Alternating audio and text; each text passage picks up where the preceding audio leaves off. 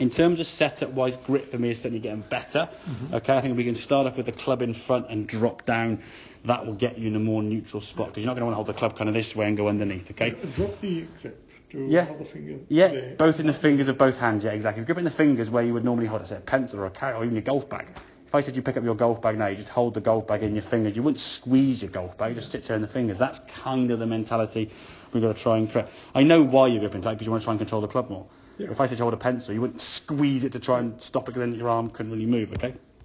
The left hand one here now, club goes back perfectly, okay? This is your one where you're swinging now normally, okay?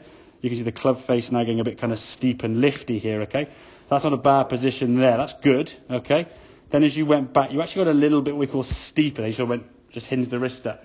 Now when the club is steeper and the body is kind of coming down this way, it's very hard to flick the golf club and then hit the hook.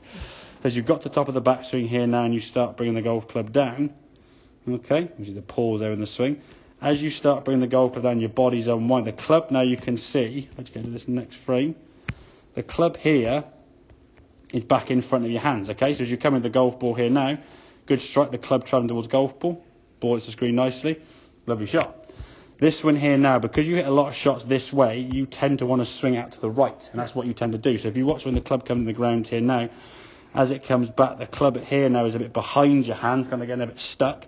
As you come in here now, hits the ground, the club, you can see hitting the ground, sort of swinging it here, and the ball then shoots low left. And the more low left it goes with, the more up there you're going to try and swing it. We're not trying to change the direction it swings, we're trying to change the direction it points. But it's very hard to change that club face or control the face when you're gripping on so tight. So if we can stand there on the practice ground or a range or whatever it may be, aim to a target straight and just actually hit some shots deliberately going, think out to the right with your hands. So you don't try and swing out this way, you change the direction of the face with your hand position, okay? So if I said to you, I know, screw something this way, you just be there, so your hand, if you just grip it tight, I can't move now. If I grip in really tight, this is tense and tight, now try and turn, I can't move it, nice and loose. We can get this moving, okay? You can control the face now with your hands and your wrists, okay? That is the key element you've got to try and get better at. And again, in terms of practice, it's controlling that club the whole swing.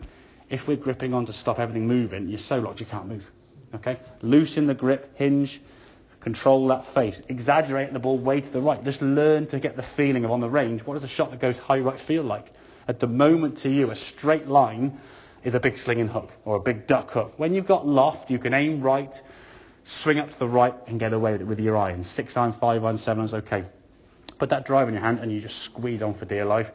No loft, it's a smother hook. When we got that club in a good position, the club back down here nice and loose, we get some lovely shots. So it's doable, but you've got to control that face, okay?